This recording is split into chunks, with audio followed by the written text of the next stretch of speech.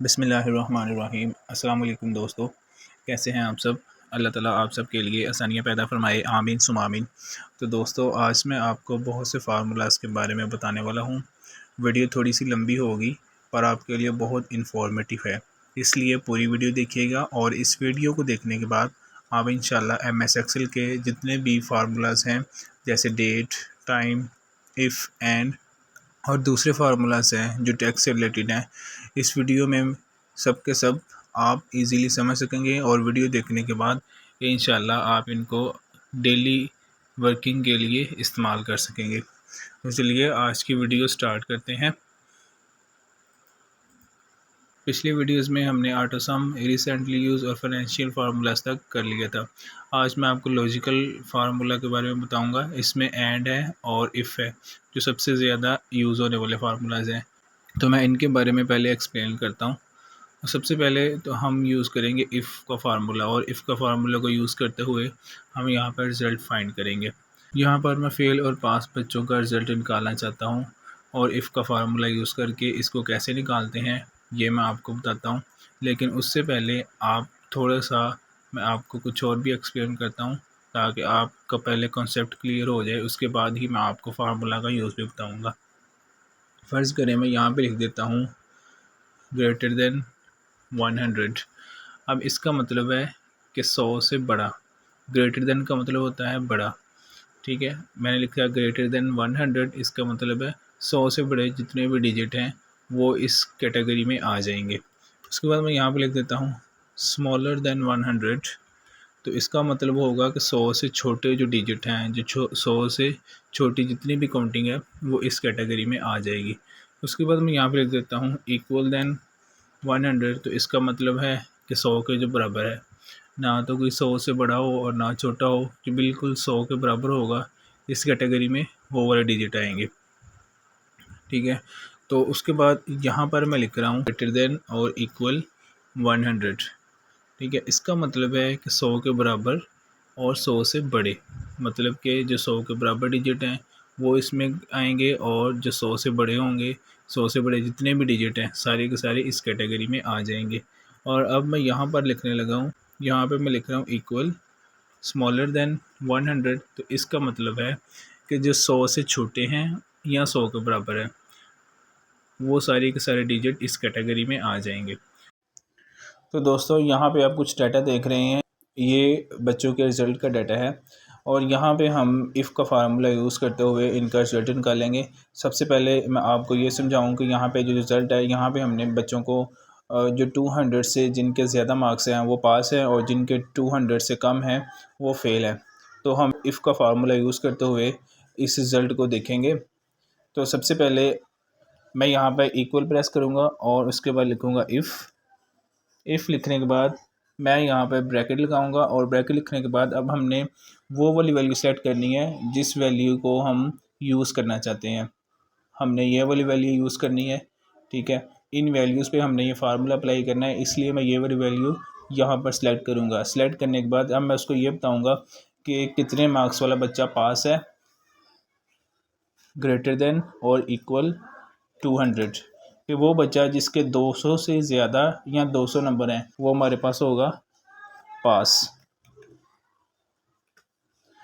ठीक है। ये तो होगी हमारी फर्स्ट कंडीशन।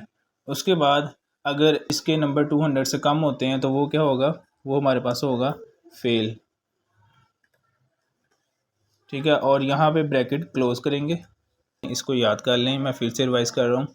इफ़ लिखने के बाद हम ब्रैकेट लगाएंगे और वहाँ पे वो वैल्यू यूज़ करेंगे जो हमने, जिस पे हमने ये इफ़ का फार्मूला अप्लाई करना है। वैल्यू सेलेक्ट करने के बाद हम आगे कंडीशन लिखेंगे कि वो बच्चे जिन्होंने 200 मार्क्स लिए हैं या 200 से ज़्यादा लिए हैं वो हमारे पास होंगे, और वो बच्चे जिनके 200 से कम है वो फेल होंगे। तो ये 200 के बाद मैंने कॉमा लगाया है, पास को मैंने इन्वर्टेड कॉमास में लिखा हुआ है, उसके बाद दोबारा एक कॉमा है, और उसके बाद फेल लिखा है, फेल को मैंने इन्वर्टेड कॉमास में लिखा है और ब्रैकेट क्लोज की है।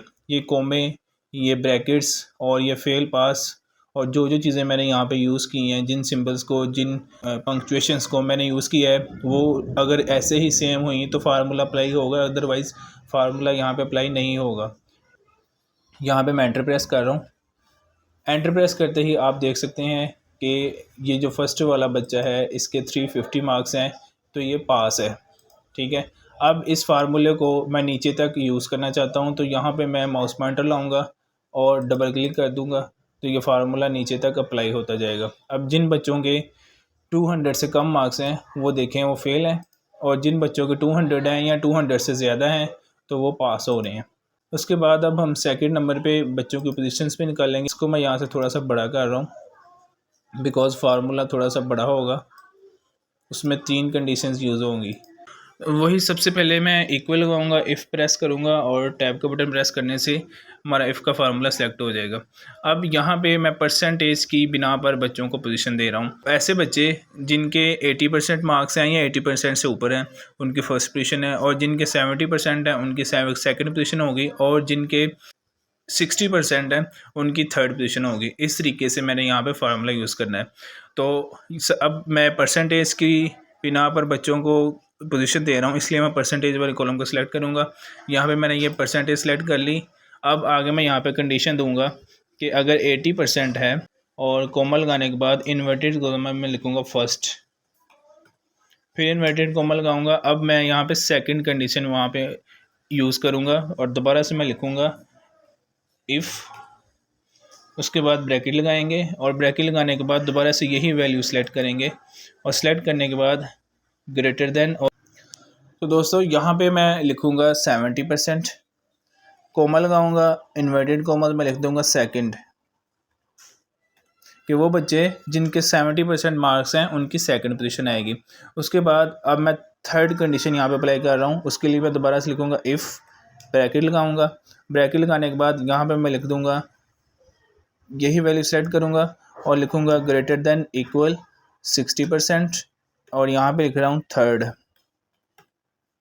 थर्ड लिखने के बाद इन्वर्टेड कोमास भी लगाने हैं, इन्वर्टेड कोमास लगाऊंगा और यहाँ पे मैं ब्रैकेट क्लोज कर दूंगा। 3 दफ़ा ब्रैकेट क्लोज करेंगे, 1 2 और 3 ब्रैकेट्स क्लोज करेंगे। इस तरीके से आपने ये फार्मूला यूज़ करना है। दोबारा से एक दफ़ा रिवाइज़ कर रहा हूँ कि सबसे पहले हम फर्स्ट पे इक्वल लगाएंगे, इफ़ लिखेंगे, ब्रैकेट स्टार्ट करेंगे और ये वाली वैल्यू सेलेक्ट करेंगे जिस वैल्यू पे हमने फार्मूला अप्लाई करना है। उसके बाद हम यहाँ पे कंडीशन रखेंगे कि वो बच्चे जिनके 80% मार्क्स हैं या 80% से ज़्यादा हैं तो उनकी फ़र्स्ट पोजीशन आएगी, और जिनके 70% है उनकी सेकंड पोजीशन आएगी, और जिनके 60% है उनकी थर्ड पोजीशन आएगी। और ये जो कोमास हैं, ये जो ब्रैकेट्स हैं, ग्रेटर देन है, इक्वल है, सेम बिल्कुल इसी तरह होना चाहिए, और एंड पे आपने 3 ब्रैकेट्स लगानी है। ठीक है, और एंटर प्रेस करेंगे। एंटर प्रेस करते ही आपके पास ये फार्मूला अप्लाई हो जाएगा, और आप देख सकते हैं कि इस बच्चे के 70% मार्क्स हैं तो इसकी सेकंड पोजीशन आ गई है। फार्मूले को नीचे तक ड्रैग करने के लिए मैं यहाँ पे डबल क्लिक कर देता हूँ, तो फार्मूला खुद ब खुद नीचे तक ड्रैग होता चला जाएगा जहाँ तक आपका टेक्स्ट होगा। ठीक है, अब देखें जिन बच्चों के 70% उनकी सेकंड पोजीशन है, जिनके 70 से कम है उनकी थर्ड पोजीशन है, और जिनके 70 से ज़्यादा हैं उनकी फ़र्स्ट पोजीशन यहाँ पर आ चुकी है। तो इस तरीके से हम इफ़ का फार्मूला यूज़ करते हैं। अब नेक्स्ट मैं आपको एंड का फार्मूला यूज़ करने के बारे में बताता हूँ दोस्तों। उसके बाद हमारे पास है एंड का फार्मूला है। जैसे अब ये कुछ सब्जेक्ट्स हैं और उनके मार्क्स हैं, मैं यहाँ पर ये देखना चाहता हूँ कि वो बच्चे जिन्होंने 100 में से 40 मार्क्स लिए हैं या 40 से ज़्यादा लिए हैं वो पास हों, और जिन्होंने 40 से कम लिए हैं वो फेल होंगे। तो इस तरीके से हम एंड का फार्मूला यूज़ करके ये चीज़ फाइंड कर सकते हैं। इक्वल प्रेस करेंगे और यहाँ पे एंड लिखने के बाद यहाँ पर फर्स्ट वैल्यू में सेलेक्ट कर रहा हूँ कि इस वैल्यू में से अगर बच्चा ग्रेटर देन या बराबर 40 के है तो वो पास होगा। ठीक है, उसके बाद अब मैं इसमें भी यही कंडीशन अप्लाई करूँगा कि ग्रेटर देन या इक्वल 40 के तो वो पास होगा। उसके बाद इसमें भी यही कंडीशन आ जाएगी, ग्रेटर देन और इक्वल 40। उसके बाद कोमा लगाने के बाद इसमें भी यही कंडीशन आ जाएगी, ग्रेटर देन और इक्वल 40। ठीक है, एंड पे हम इसके ब्रैकेट क्लोज करेंगे। ब्रैकेट क्लोज कर लेने के बाद एंटर प्रेस करेंगे तो ये हमारे पास फार्मूला यूज़ हो जाएगा। अब ये देखें, इसमें से जो मैंने फार्मूला लगाया है कोई भी सब्जेक्ट ऐसा नहीं है जिसमें 40 से कम मार्क्स हों, इसलिए ये सारे का सारा ट्रू आ गया। जो बच्चे पास होंगे उनका ट्रू आएगा और जो फेल होंगे उनका फॉल्स आएगा। यहाँ से फार्मूला नीचे की तरफ ड्रैग कर लेते हैं और आप देख सकते हैं कि वो बच्चे जिनके किसी एक सब्जेक्ट में भी 40 से नीचे मार्क्स हैं तो यहाँ पे फॉल्स आ रहा है, और वो बच्चे जिनके सारे के सारे मार्क्स 40 से ऊपर हैं तो वो यहाँ पर ट्रू आ रहे हैं। ठीक है, ये भी ट्रू है, ये भी ट्रू है, और बस ये दो ही बच्चे हैं जिनके 40 से ऊपर मार्क्स हैं तो वो दोनों ट्रू हैं। उसके बाद अब हम नेक्स्ट देखेंगे टेक्स्ट से रिलेटेड फार्मूलाज। मैंने उनके लिए एक अलग से शीट बनाई हुई है, इसको मैं थोड़ा सा ना जूम करके आपको दिखाता हूँ टेक्स्ट के फार्मूलाज किस तरह से अप्लाई होते हैं। इधर ये फार्मूलाज मैं सारे एक दफ़ा डल कर रहा हूँ। अब यहाँ पे सबसे पहले हम फार्मूलाज में जाएंगे और यहाँ पे मैं आपको बताता हूँ जो टेक्स्ट रिलेटेड फार्मूलाज हैं वो काफ़ी ज़्यादा है, लेकिन इनमें से जो इंपॉर्टेंट है वो मैं यहाँ पे आपको करवा रहा हूँ। ठीक है, सबसे पहले है क्लीन का फार्मूला। क्लीन मीन्स कि हमने इस टेक्स्ट के ऊपर जितनी भी फॉर्मेटिंग की हुई है, जैसे इसको कलर दिया हुआ है, अंडरलाइन किया हुआ है और बोल्ड किया हुआ है, लेकिन हम चाहते हैं कि हमें ये दोबारा से ना लिखना पड़े, ये सिंपल हमें मिल जाए। तो वैसे तो हम इसको कॉपी पेस्ट करेंगे तो ये सेम ऐसे ही कॉपी पेस्ट हो जाएगा। उसके लिए हम क्लीन का फार्मूला यूज़ करेंगे, एक इज इक्वल प्रेस करेंगे और आगे लिख देंगे क्लीन। क्लीन लिखने के बाद ब्रैकेट लगाएंगे और ब्रैकेट लगाने के बाद वो वाले वर्ड सेलेक्ट करेंगे जिसको हम बगैर फॉर्मेटिंग के लेना चाहते हैं। उस नंबर को हमने सेलेक्ट कर लिया। सेलेक्ट करने के बाद ब्रैकेट क्लोज़ कर देंगे और एंटर प्रेस करेंगे तो आपके पास वो नंबर सिंपल हालत में आ जाएगा। उसके बाद सेकंड पे फार्मूला जो है वो है लोअर केस का, कि हमने ये जो डिजिट लिखे हुए हैं ये सारे के सारे कैपिटल हैं, हम इनको स्मॉल लेटर्स में लेना चाहते हैं तो उसके लिए ये लोअर का फार्मूला यूज़ होता है। यहाँ पे हम लिख देंगे इक्वल, उसके बाद लिख देंगे लोअर। लोअर लिखने के बाद हम यहाँ पर ये वर्ड सेलेक्ट करेंगे जिस वर्ड को हम अपर से स्मॉल में करना चाहते हैं और एंटर ब्रैकेट क्लोज़ करने के बाद एंटर प्रेस कर देंगे। अब ये जो फार्मूला है अपर केस है, ये स्मॉल लेटर्स हैं, इनको हमने अपर केस में करना है, बड़े लेटर्स में करना है, तो उसके लिए भी हम इक्वल प्रेस करेंगे, यहाँ पे अपर लिख देंगे। अपर लिखने के बाद ब्रैकेट स्टार्ट करेंगे और वो टेक्स्ट सेलेक्ट करेंगे जिस टेक्स्ट को हमने अपर लेटर्स में कन्वर्ट करना है। ब्रैकेट क्लोज़ कर लेने के बाद हम एंटर प्रेस करेंगे तो हमारे पास वो जो टेक्स्ट है वो अपर केस में आ जाएगा। उसके बाद नंबर 4 पे प्रॉपर का फार्मूला है, इक्वल प्रेस करेंगे और यहाँ पे लिख देंगे प्रॉपर। ये है प्रॉपर। ठीक है, प्रॉपर लिख लेने के बाद हम इस वर्ड को सिलेक्ट करेंगे और ब्रैकेट क्लोज करने के बाद एंटर प्रेस कर देंगे। लेकिन मैं आपको पहले ये बता दूं कि ये जो वर्ड हमने सेलेक्ट किया है इसमें देखें कुछ कैपिटल लेटर्स हैं, कुछ स्मॉल हैं। ठीक है, इस तरीके से लिखे हुए हैं और हम इसको प्रॉपर कंडीशन में लेके आना चाहते हैं, उसके लिए प्रॉपर का फार्मूला यूज़ होता है। जैसे फैसलाबाद में लिखा हुआ है इसका एफ़ कैपिटल होना चाहिए, बाकी लेटर स्मॉल होने चाहिए, ये इसकी नॉर्मल कंडीशन है। उसके लिए प्रॉपर फार्मूला यूज़ करते हैं। मैं एंटर प्रेस करूँगा तो हमारे पास ये जो लिखा हुआ था डिजिट ये नॉर्मल कंडीशन में आ जाएगा। उसके बाद आगे है राइट का फार्मूला। राइट का फार्मूला डिजिट को मखसूस डिजिट की सिलेक्शन के लिए यूज़ किया जाता है। जैसे मैं यहाँ पर अभी आपको यूज़ करके दिखाता हूँ। राइट लिखने के बाद ब्रैकेट स्टार्ट करेंगे और यहाँ पर ये डिजिट हम सेलेक्ट करेंगे। अब हम इसके जो डिजिट लेना चाहते हैं राइट साइड से, जैसे लाहौर लिखा हुआ है तो इसकी राइट साइड ई पे ख़त्म हो रही है, तो हम चाहते हैं कि इसके आखिरी वाले जो दो डिजिट हैं जैसे आर और ई है ये हमें चाहिए, तो हम यहाँ से ये फार्मूला यूज़ करके इसके आखिरी दो डिजिट यूज़ कर सकते हैं। इसको सेलेक्ट करेंगे और कोमा लगाने के बाद जितने डिजिट हमें चाहिए हमने यहाँ पे उतने नंबर लिख देंगे। मुझे दो डिजिट चाहिए तो मैंने यहाँ पर 2 लिख दिया। ब्रैकेट क्लोज़ करेंगे और एंटर प्रेस करेंगे तो हमारे पास आखिरी वाले 2 डिजिट यहाँ पर आ जाएंगे। उसके बाद ये लेफ़्ट वाला फार्मूला है, जिस तरह हमने राइट वाला फार्मूला यूज़ किया उसी तरह लेफ़्ट का है कि वो राइट साइड से हमने 2 डिजिट लिए थे, इसके हम लेफ़्ट साइड से ले लेते हैं। जैसे ये पाकिस्तान लिखा हुआ है तो मुझे इसके फर्स्ट वाले 3 डिजिट चाहिए, जैसे PAK, तो मैं यहाँ पर लेफ़्ट का फार्मूला यूज़ करके ये फर्स्ट वाले 3 स्पेलिंग यहाँ से पिक कर सकता हूँ। अब इसको सेलेक्ट करेंगे और सेलेक्ट करने के बाद कोमा लगाएंगे और यहाँ पे मैं 3 लिखने के बाद ब्रैकेट क्लोज़ कर दूँगा और एंटर प्रेस करूँगा तो हमारे पास फर्स्ट 3 लेटर्स जो हैं वो आ जाएंगे। अब ये लिखा हुआ है फैसलाबाद, और यहाँ पर हमने मिड का फार्मूला यूज़ करना है। मिड मीन कि इसके जो दरमियान वाले डिजिट हैं हमें वो वाले चाहिए, ठीक है। इसके लिए भी मैं इक्वल लगाऊंगा, यहाँ पर लिख दूंगा मिड। मिड लिखने के बाद इसको मैं सेलेक्ट करूँगा। अब मुझे जो डिजिट चाहिए मैं यहाँ से वो डिजिट पिक कर लूँगा। जैसे स्टार्ट नंबर लिखा हुआ है यहाँ पे कि किस डिजिट से स्टार्ट हो, तो मुझे ये इसमें से LAB ये 3 डिजिट वाला लफ्ज़ चाहिए। तो जो L लिखा हुआ है वो नंबर 5 पे लिखा हुआ है, जैसे 1 2 3 4 एंड 5। तो यहाँ पे मैं लिख दूँगा कोमा लगाने के बाद 5, ठीक है। और चाहिए कहाँ तक, LAB 3 डिजिट चाहिए, तो मैं यहाँ पे कोमा लगाने के बाद 3 लिख दूँगा और ब्रैकेट क्लोज करने के बाद एंटर प्रेस करूँगा, तो मेरे पास ये वाला LAB अलहदा से आ जाएगा। उसके बाद रिपीट का फार्मूला है। रिपीट जैसा कि आपको नाम से ज़ाहिर है कि ये जो लफ्ज़ है ये बार बार रिपीट किया जाएगा इस फार्मूला में। इक्वल प्रेस करेंगे, यहाँ पर लिख देता हूँ रेप्ट, और ये वर्ड सेलेक्ट करूँगा। वर्ड सेलेक्ट करने के बाद मुझे जितनी दफ़ा चाहिए उतने नंबर मैं यहाँ पर लिख दूँगा और ब्रैकेट क्लोज करने के बाद एंटर प्रेस करूँगा, तो ये डिजिट उतनी दफ़ा हमारे पास आ जाएगा। दोस्तों उसके बाद हमारे पास है टैक्स से रिलेटेड फार्मूला, कि हमने इस टैक्स के ऊपर फार्मूला अप्लाई करना है और टैक्स के लिए ही अप्लाई करना है।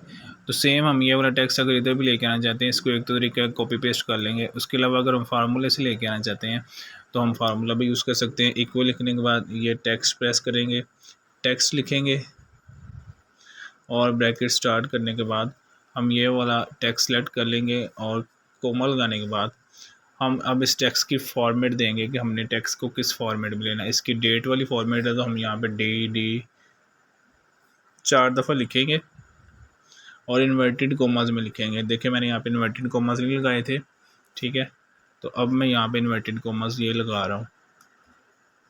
ब्रैकेट क्लोज कर देंगे, ब्रैकेट क्लोज कर देंगे और एंटर प्रेस करेंगे, तो हमारे पास सेम यही वाली जो डेट है वो यहाँ पर आ जाएगी। तो गाइस नेक्स्ट फार्मूला हमारे पास है डेट का, कि हमने डेट फार्मूलाज को किस तरह से यूज़ करना है। मैं यहाँ से आपको डेट एंड टाइम भी दिखाया, तो इसमें काफ़ी फार्मूलाज हैं, लेकिन जो मोस्टली फार्मूलाज यूज़ होते हैं मैं वही आपको करवाने जा रहा हूँ। अगर हमने डे फाइंड करना है, अब जैसे ये डेट लिखी हुई है, इसमें से जो 18 तारीख है वो डे के तौर पर लिखी हुई है, और जो 9 है वो 9वां महीना है, और जो साल है वो 2023 है। तो मैं इसमें से डे को अगर लहदा देखना चाहता हूँ तो मैं यहाँ पे इक्वल प्रेस करूँगा और डे लिखूँगा। डे लिखने के बाद ब्रैकेट क्लोज कर दूँगा और ये डेट सेलेक्ट करूँगा। इसमें से हमने डे को चेक करना है और ब्रैकेट क्लोज करने के बाद एंटर प्रेस करूँगा, तो हमारे पास वो जस्ट जो 18 तारीख थी वो यहाँ पर शो हो जाएगी। इस तरीके से अगर हमने मंथ देखना है तो यहाँ पर हम मंथ लिख देंगे। मंथ लिखने के बाद यही डेट सेलेक्ट करेंगे और ब्रैकेट क्लोज करके एंटर प्रेस करेंगे, तो हमारे पास ये नवा महीना आ चुका है। उसके बाद ईयर का फार्मूला भी बिल्कुल इसी तरह ही है। ईयर लिखने के बाद ये डेट सेलेक्ट करेंगे और ब्रैकेट क्लोज करके एंटर प्रेस करेंगे। इस तरीके से आप ईयर को भी देख सकते हैं। अब टू डे मतलब कि आज क्या डेट है, इक्वल, ये बिल्कुल सिंपल है। इक्वल प्रेस करेंगे और यहाँ पर लिखेंगे टू डे। टू डे लिखने के बाद ब्रैकेट स्टार्ट करके ब्रैकेट क्लोज कर देंगे, देख लें आप, और एंटर प्रेस करेंगे तो हमारे पास आज की जो डेट है वो आ जाएगी। उसके बाद नाउ है, नाउ का मतलब है कि अभी क्या टाइम है और अभी क्या डेट है। इज इक्वल टू लिखेंगे, नाउ लिखेंगे और ब्रैकेट स्टार्ट करके ब्रैकेट क्लोज कर देंगे और एंटर प्रेस करेंगे, तो अभी हमारे पास जो टाइम है और डेट है वो यहाँ पर शो हो जाएगी। उसके बाद डेट का फार्मूला है, तो यहाँ पर इक्वल लिखने के बाद डेट लिखेंगे। डेट लिख लेने के बाद हम यहाँ पर साल लिखेंगे कि कौन सा साल हमें चाहिए और कोमा लगाएंगे। यहाँ पे कौन सा महीना चाहिए, महीना लिखेंगे, और कौन सा दिन चाहिए वो दिन लिखेंगे। ठीक है, लिखने के बाद ब्रैकेट क्लोज करके एंटर प्रेस करेंगे तो हमारे पास वही डेट यहाँ पर आ जाएगी। इस तरीके से हम फार्मूलाज को यूज़ कर सकते हैं। तो दोस्तों आज मैंने आपको काफ़ी फार्मूलाज के बारे में बताया है और उम्मीद करता हूँ कि आपको इन सारे फार्मूलाज की समझ आ चुकी होगी। और जो फार्मूलाज मैंने आपको बताए हैं ये टोटली आपके तकरीबन 20 फार्मूलाज हैं।